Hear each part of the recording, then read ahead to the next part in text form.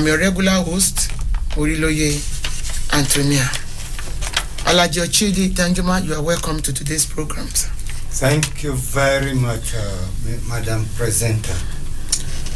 Yes, we've been hearing about national youth policy, which a lot of us does not understand. Can you please tell the general public what the national youth policy is all about?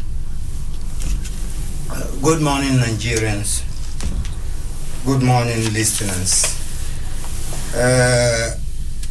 To go into this topic of national youth policy, there is need for us to talk about who is even a youth. Who are the youth? Who is being considered as a youth? Youth is a relative term. It's a very complex term that is being defined by different people differently. Youth. It could be defined through age. And that age, one cannot really be specific because there is no standard age that could be considered as youth. Reasoning, thinking, mentality.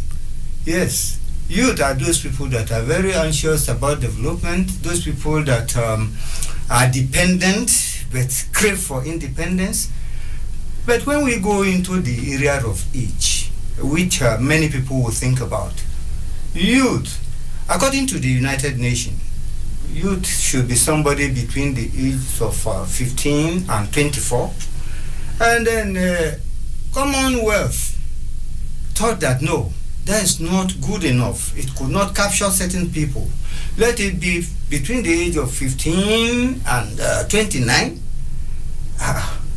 Then, according to this, the National Youth Policy of a time, it was between the ages of 18 and 35. The current one now, the current one in use that is being reviewed recently, said that youth should be somebody between the ages of 18 and 39 and 29. All this can hardly capture the people being in brackets, the people being considered as youth, because it is a derivative of environment. Somebody considered as a youth in northern Nigeria could not be considered, could not be qualified to be regarded as a youth in southern Nigeria, vice versa. So standard age for youth up till now is not there. And it depends on the environment where one finds himself. If you are in Nigeria as it is now, maybe for National Youth Service Corps, okay, a youth is somebody that is under, from 18, between the ages of 18 and 30. That is why if somebody is above age of 30, you cannot go for National Youth Service Corps. That means you are considered not to be a youth again after the age of 30. Therefore, it depends on where and how we want to use that term, youth.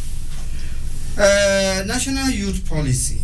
National Youth Policy is a program, it's a kind of, it's a document which captures all those people considered programs designed, considered good for those people Nigeria consider as youth. This program, this document have to tell about their aspiration, about what they can do, what is expected of them, and then what is expected of them by the nation itself. It is like responsibilities. What is supposed to be the responsibilities of those tagged youth? What are those things, benefits that are attached for being a youth? So this document is what captures all this, and then that document collectively gathered together, we call it a National Youth Policy. And this national youth policy, since the society is not stagnant, it's dynamic, we move with time. This document is subject to review from time to time. I can remember that it was reviewed sometimes in 2009, and then after then it took time again. It was about 2019 that it was equally reviewed again. However, this document is supposed to operate within 5 years. But since 2019, it was reviewed, and that is the one in use now. And I'm quite aware that strategic stakeholders are currently meeting, thinking about how to put in the best for the national development policy document. So I think with this national youth policy is something that is capturing all people under that age bracket considered to be youth. And in that document, what they stand to benefit for being citizens of this country is entrenched. And what is expected from them to the society as well is being captured. So that is a national youth policy document. Thank you very much. Thank you very much, our special guest. Going further, when last was this policy reviewed? Yeah, the last time it was reviewed was 2019. It was reviewed in 2019, and the current one we have in place is between 2019, covering 2019 and 2023. So, like I said earlier, we are currently reviewing that of 2019. And then by 2024, hopefully, the federal government will come out with a new national youth policy document. Thank you very much. Yes, the Citizenship and Leadership Training Center, which is known for peculiar training, in particular the molding of a character of the Nigerian youths. Which aspect of the policy actually needs the intervention of the center? Thank you very much. The mandate of Citizenship and Leadership Training Center is beyond youth training alone. The mandates are three. One, training of all Nigerians, youth inclusive. Training of all Nigerians, youth inclusive. And then the formation, establishment, and then overseeing manpower. And then research in the area of youth development. These are the three clear mandates of Citizenship and Leadership Training Center. But then if there is a youth and the national youth policy, and the project is to better the lots of Nigerian youth, and it is to bring Nigerian youth to the role of eminent youth worldwide, to place Nigerian youth appropriately on the committee of international youth in the global community. Then there is need for value orientation and reorientation, because you can never really give what you don't have, and you can never really give anybody anything without proper orientation on how to use it. So the Citizenship and Leadership Training Center is at advantage position to give Nigerian youth orientation in whatever endeavor they should be exposed to for them to do it well. So the point of intervention is all round. Whatever the youth should be involved in, there is need for proper orientation. And some of this orientation, those that were trained well from home excel when they go outside. It is only those children that were not given proper home training that have problem anywhere they find themselves. Therefore, Nigerian youth needs value orientation to do anything and do it well. So, and that is where Citizenship and Leadership Training Center should be handy to perform. Thank you very much. In case you are just joining us, this is CLTCR on 93.7 FM. And the special guest we have in the studio this morning is a director from the Citizenship and Leadership Training Center, the head of Department Reform Coordination and Service Improvement, Alhaji Danjuma Ochide, and is speaking on the role of Citizenship and Leadership Training Center and the review of the National Youth Policy. Thank you, Mr. Ochide. Thank you very much. What will the center do about school children? Yes, school children, because it depends on where they are coming from and their ages. They could be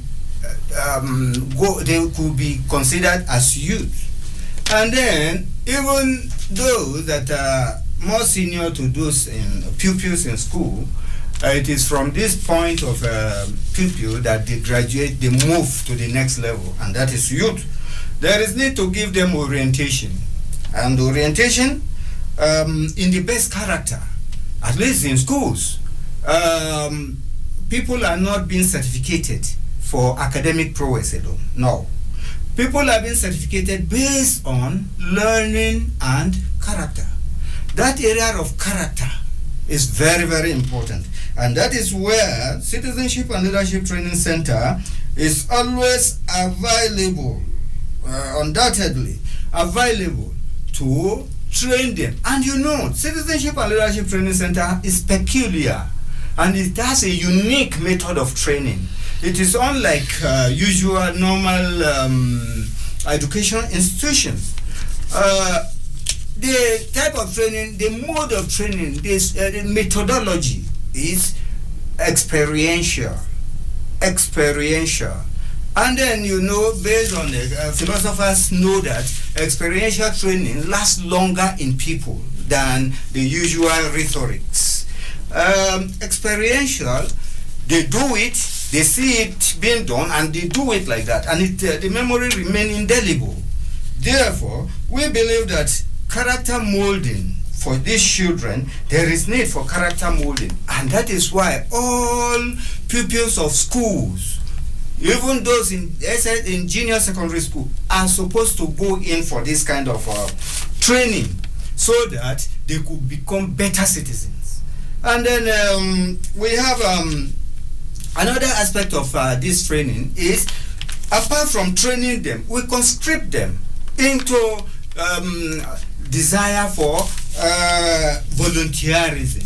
This youth, we conscript them into volunteerism, into some of these clubs and associations, so that their leisure time is not always wasted or is not being used for negative vices. Rather, they use it constructively for legitimate organizations and clubs that will benefit the society. So that is where Citizenship and Leadership Training Center is needed for school children. The school children we are looking at here, are they primary school children? Are you saying you carry out your training through primary to tertiary institutions? And if the primary section is involved in this training we are talking about here, what is the age range of those who train at the primary level? There is a standard for primary education in Nigeria, at least between the ages of 6 and 12. And those ones are the people, they are the target at that level. And then we catch them young. We train them there as a preparation for what they will become during their youthful age. So they transit from that level to youthful age with this kind of orientation from the beginning, so that by the time they become youth proper, there is no need to go back into the basic training. Now, already they must have acquired certain virtues that will propel them into becoming better youth for this country. Meaning, you give them a solid moral foundation from the primary level. Exactly. Okay, thank you very much. What about those in the category of secondary school leavers? Yes, after leaving this stage of secondary, primary, and then metamorphosing into secondary school students, and then leaving that into some people after secondary school, they don't go anywhere. They don't move further. Rather, they retreat back into the occupation of their parents, especially those that are artisans, those that are farmers. They go back to this. Yes, there is need for training for this category. Then there are some of them, after this secondary school as well, they transit into tertiary institution. As at least some of these people at this critical stage in their life, this at the age of 16, 17, 18, 19, around that time, already they are youth, and then that is they will be thrown into the valley of decision. They will be temporarily on their own, trying to solve their problems themselves, trying to be independent. Although they will still be living with their parents, but they will be thinking independently. And this time, that is when peer group influence come in, and that is when most of them get deviated from the right path. And at this point is the point of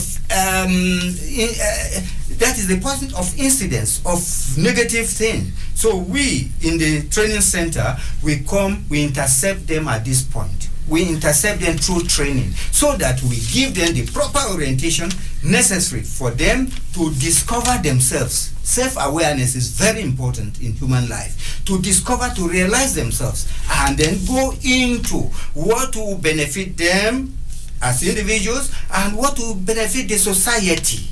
Our training is train the man, build the community, build the nation. So when we build them as individuals, they will influence their environment positively. That is why at that level, we don't say until you get to one level or the other, but after leaving school, that point is crucial.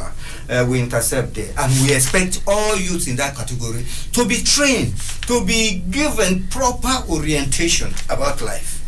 Thank you very much.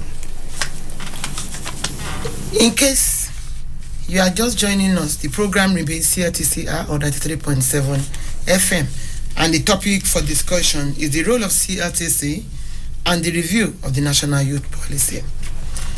Alaji Ochidi, if your training activities cuts across the primary through tertiary institutions, what then do you have in place for school dropouts? School dropouts are the critical segment of the society. For the elites, for some human beings that have that awareness, nobody wants to leave his child unattended to. We want them to go to school. We want them to proceed to tertiary institution. We want them to do well in life, and we continue to support them. That notwithstanding, there are certain conditions that will expose some of these children to becoming dropouts. They will not proceed because of economic factor, it could be social factor, because of all these factors. And these children drop out. These children that are not going to school will become problems to our children that are currently going to school in future. Because as our children are aspiring to become great people in the society, these ones will not leave them alone. Rather, they will not stay and die of hunger. They will not stay and die of deprivation. Rather, they will provide negative solution to their problem by becoming criminal, by engaging themselves in things that will be antisocial in the society. And then our children will no longer be free. Therefore, there is need to care for these children. There is need to give them the necessary orientation, especially in the area of character building. That is where Citizenship and Leadership Training Center will come in to remold them and tell and assure them that that is not the end of life. and try as well to influence government decision to favor some of these people in a bid to re-engage them into academic activities so that they can come along as other children are moving along, so that they will not constitute nuisance in the society. Thank you. I think I must appreciate your agency for touching the lives of all, irrespective of their positions. Thank you very much for doing a good job. Thank you. What are the center's plans for youth with skills? Thank you very much. Youth with skill, according to this national policy, national youth policy, there are packages by the federal government for this youth with skill. You can see that there is a short-term loan, small credit facility for those that want to go into some handworks to access this funds so that they can improve themselves, shoe cobbling, shoemaking, hairdressing, whatever. Yes, those are youth with skill. But you cannot run away from the fact that at times when these youths are being empowered, even by the government, to go and do well, to go and excel and perform better in their chosen field, they will still go out there, even with this empowerment, with this material tools, paraphernalia, machines, engines for to perform their duties. They go out there and sell off all these things for quick money. They want to get quick money. They sell it 30,000, 50,000, something that is worth hundreds of thousands. They sell it cheaply because they want to get that money quickly and then use it for some other needs. All right. It is the duty of this training center to give these people value reorientation before this empowerment. If government decide to do that and they are not giving orientation, they may not know the value of what government is giving them. Rather, they will see it as a national cake and their own is given to them and they have the right and they are privileged to do whatever they like with it. And then the end result might not be in tandem with the feelings of the government before making these provisions. So, we are asking that those ones with skill, even government, anytime government want to empower them, ensure that they go through citizenship and leadership training before that empowerment so that it will be sustained. Thank you. It is rather unfortunate that most youth thwart government efforts through the sales of empowerment items. Once again, I want to especially appreciate your agency for coming in to introduce value reorientation programs to the Nigerian youth, giving them the opportunity to have a change of orientation. Thank you very much, Alhaji Danjuma. Now we shall be going on a short break. Listeners, the program remains CRTCR. Our guest still remains Alhaji Danjuma Ochidi. And the topic remains the role of CNLTC and the review of the National Youth Policy. Please don't go away. Stay tuned. We'll be right back. Thank you.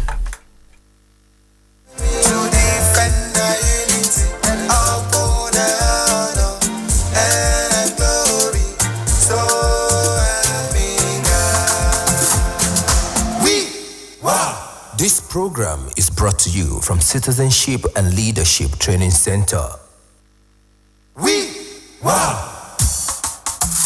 I pray to Nigeria, my country, to be faithful, loyal, and honest, to serve Nigeria with all my strength, to defend our unity and uphold our honor and glory. So help me God. Make I do my part, make you do your part. Nigeria go better, to defend our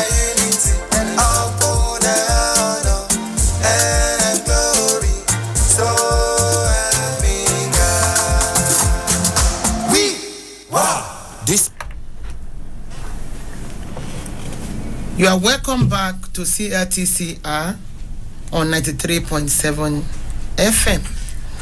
And our special guest in the studio is Alhaji Danjuma Ochidi, the head of Department, Reform Coordination and Service Improvement, Citizenship and Leadership Training Center. And before we went on break, he was talking on the role of Citizenship and Leadership Training Center and the review of the National Youth Policy. And now the phone lines are going to be opened for contributions, for suggestions, for questions from the general public. And the phone numbers to call to join in this phone segment are 090 3222, that's 222 9797. I repeat, 090 3222 9797. And the second number is 081 822222 05. 081 822222 05. We await your calls to join this program. Call in to make your contribution. Call in to ask questions on youth policy, on national youth policy programs. Our able and distinguished guests awaits your call. Thank you. As we go back into the program, Alhaji Ochidi, you were talking on the sentence plan for youth with skills. Now, what about those in tertiary institutions for diploma and national certificate of education certificates? What does the center have in plans for them? Thank you very much. Those in this category of students in tertiary institution doing diploma and NCE, yes, they are within the formal education sector. Federal government have a lot for them. They have a lot, they've planned a lot for them. But most of these will come into fruition if they are able to proceed up to degree level and remain within that age bracket of youth according as defined by National Youth Service Corps. If not, once they are within this program for diploma and NCE, they might not have much to benefit from apart from the general packages for Nigerian youth. But for Citizenship and Leadership Training Center, automatically this category of people are coming out as leaders. They are coming out as leaders, and you can never really give what you don't have. We have some training packages for them. That is, those doing NCE, those going in for national diploma, that may not go in for NYSC at the end of the day. That is those that are stopping at that level. We have packages that will equally prepare them as Nigerian citizens and as Nigerian youth. And this program for them it will help them. It will give them change in character. It will give them reasoning why they should be Nigerians.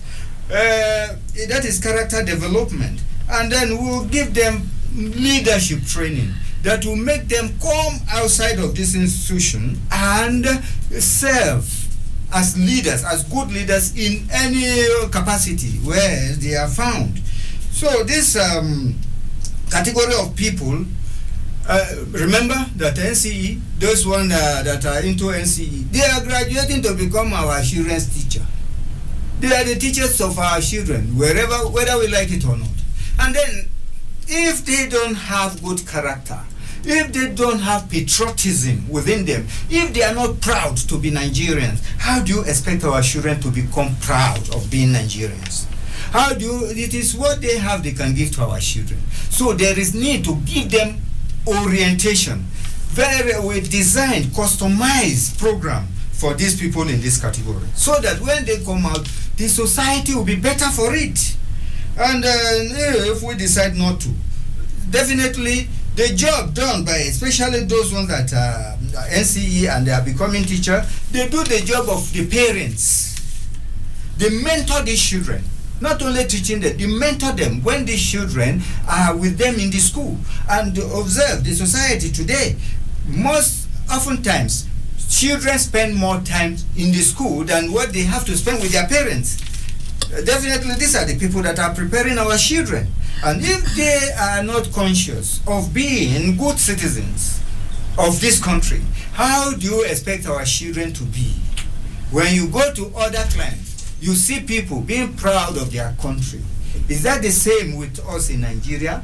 This thing is as a result of the type of people that are training our children. So we have emphasis on those ones coming in, and middle class workers, that is diploma holders. Yes, if it is not smooth in the middle, it can be better at the top. Therefore, we have packages for these categories of people, and we will expect that they enroll and get trained in this leadership and citizenship and leadership training, because that is what they need to be able to do their job more efficiently and effectively. Thank you very much. Thank you very much, sir. The lines are still very much opened for you listeners or the general public to join in this discussion. And the lines to call are 090 322 29797. I repeat, 090 3222 9797. Then the second line is 081 82 22 2205. 081 82 22 2205. We have a caller on the line, Mr. Ebiwari.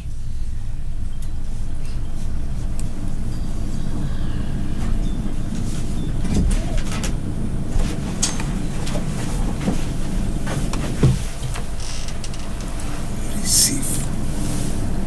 I was working on this.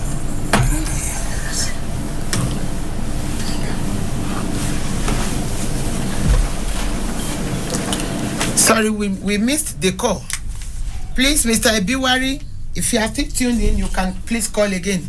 Thank you. It's on the line again.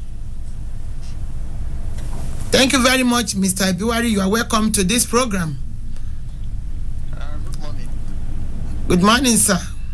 Yes, I'm very happy that you are talking about the youth policy of Nigeria and the involvement of the Citizenship and Leadership Training Center.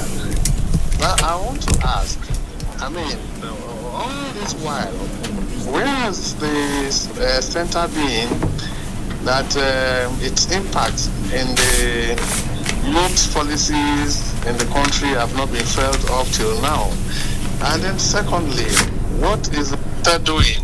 The Citizenship and Leadership Training Center, what is it doing to ensure that henceforth, the youth of this country who make up well over 60% of the population would feel the impact of the center's training in its activities? Thank you very much. Thank you very much, Mr. Ebiwari. Thanks for your questions. Thank you very much, Mr. Ebiwari out there, at least being a pioneer in those asking questions to know better today. Yes, the center has been there, it's been in existence for over 70 years. Okay, and then while in existence, it has been working within its own framework.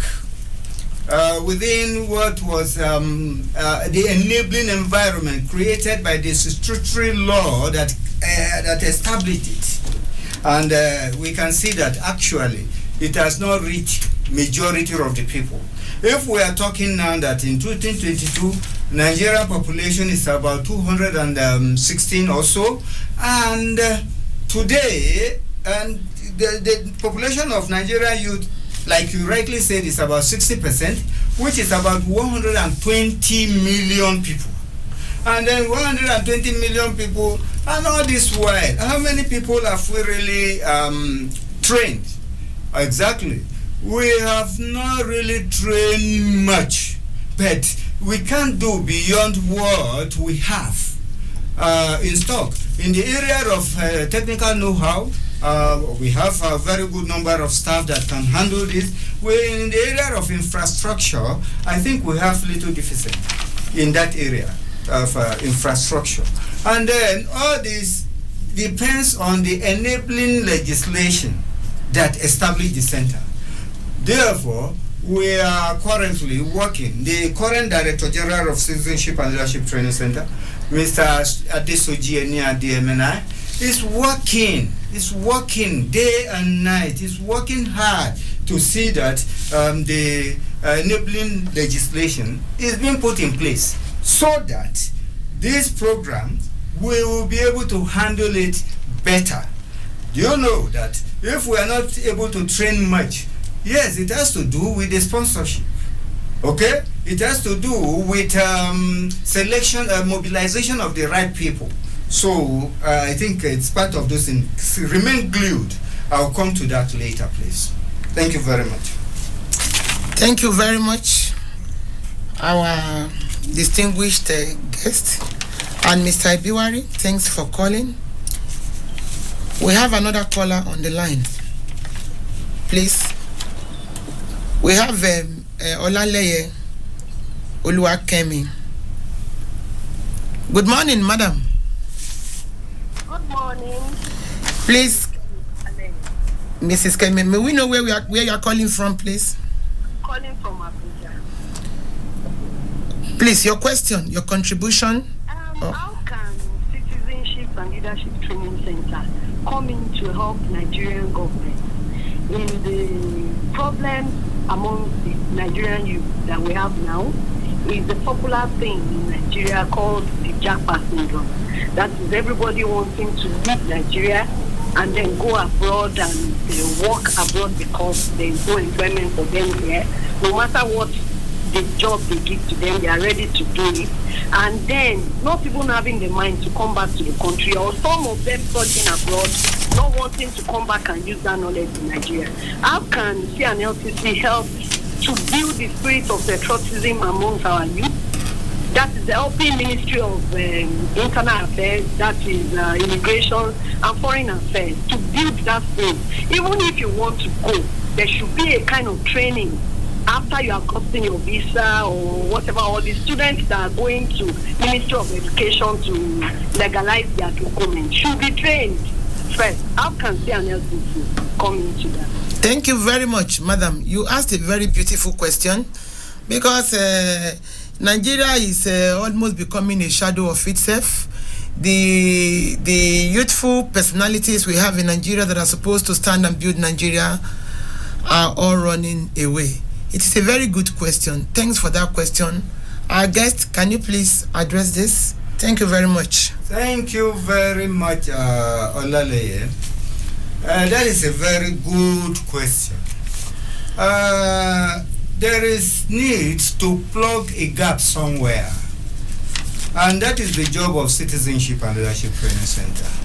I started by taking people hierarchically from pupil in school down to secondary to dropouts to whatever, and where we are now. Yes, what we need is what will make us to be proud of being Nigerians. This is to tell you that Nigerian youths are not just proud of being Nigerians. They prefer to go to where there is gold underground to dig. Let me say they are trying to be gold diggers. They need a greener pasture elsewhere. unfortunately, some people created that greener pasture there. And then, invariably, our own youth here were not given the necessary orientation from the beginning to know that they have to salvage this country. It's not only to benefit from this country. What are they to do to salvage this country to that enviable height where everybody will be proud of it? Many few are struggling to push Nigeria forward. Many are struggling to pull it down. That syndrome is one of the problems, and it's one of those things that we try to remove from the mind of an average Nigerian when we go for training. You see, and then we said our type of training is experiential. It's not rhetoric. It's not something that you learn and when you get outside of the class and the papers are removed from you, you remain empty. No, it will be part of you permanently.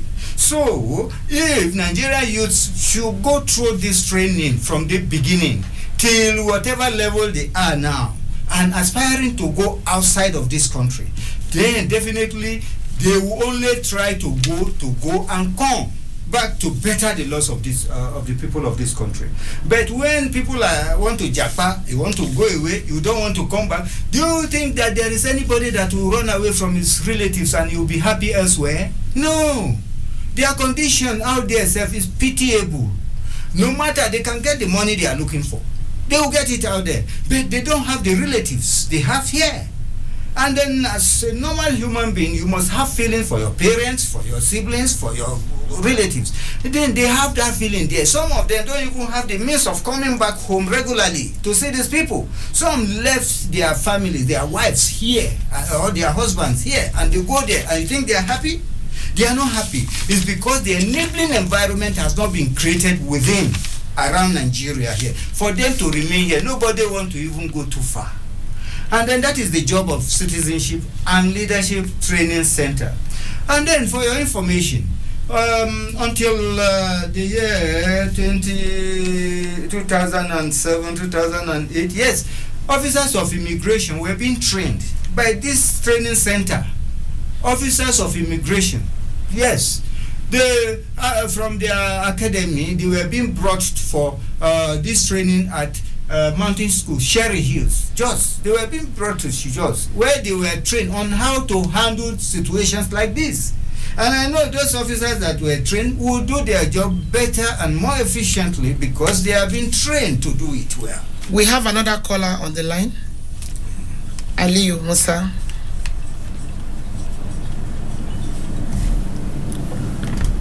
Good morning, Mr. Aliyu Musa. Thanks for calling in. Good morning. Yeah. I send my... Please, where are you calling from? May we know where you are calling from, please? From Abuja. Okay. Mr. Aliyu Musa is calling from Abuja. Yes, your contribution, please. Yes. And I want to commend the effort of Citizenship and Leadership Training Center. Hello, are you hearing me? Yes. We are with you. We are hearing you. From the analysis of your guest, it is clear from the category of trainees that you mentioned, it is clear that the work that NTC have to do to give Nigerian youth the kind of orientation they deserve is very huge. And therefore, I want to use this opportunity and this forum to call on all other stakeholders, particularly at the local level, people like chairmen of local government authorities, commissioners of youth in the states, all over Nigeria, and all other stakeholders to join hands with the center and give their support that the center requires to be able to cover the kind of huge task that is before it. That is the provision I want to give. Thank you. Thank you very much, Mr. Aliyu Musa, for your contribution. He's calling on all stakeholders, the local government chairmen, the state commissioners, and other reputable bodies that can partner with the center to make the work of the Citizenship and Leadership Training Center easier. Thank you very much. And our guest, if you still have more to add to what Alhaji Aliyu said, Yes. The floor is open. Thank you very much, Alhaji Aliyu Musa out there. The training center has been sustained over the years through efforts of some critical stakeholders like chairman, local government, commissioners, and then state governments, federal governments, ministries, and parastatals in patronizing the programs of the training center. And that is why some, we call it negligible, yes, member of the population were being trained over these years. However, we are still striving to see how we can do more in that state. So I think it's a welcome encouragement from you out there. Thank you. Thank you very much. In case you are just joining us, the lines to call to join in the discussion is 090-3222-9797. Another number is 081-8222-2209. I repeat, 081-8222-205. And the program is still CLTCR on 93.7 FM. And our guest this morning, and the person of Alhaji Danjuma, a director from Citizenship and Leadership Training Center, is addressing the role of Citizenship and Leadership Training Center in National Youth Policy. Thank you very much, our special guest. Yes, going further, sir. Why should post-NYSC and job seekers be trained?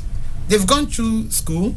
They are supposed to come out and enter into the and get employed and continue whatever it is they've been taught.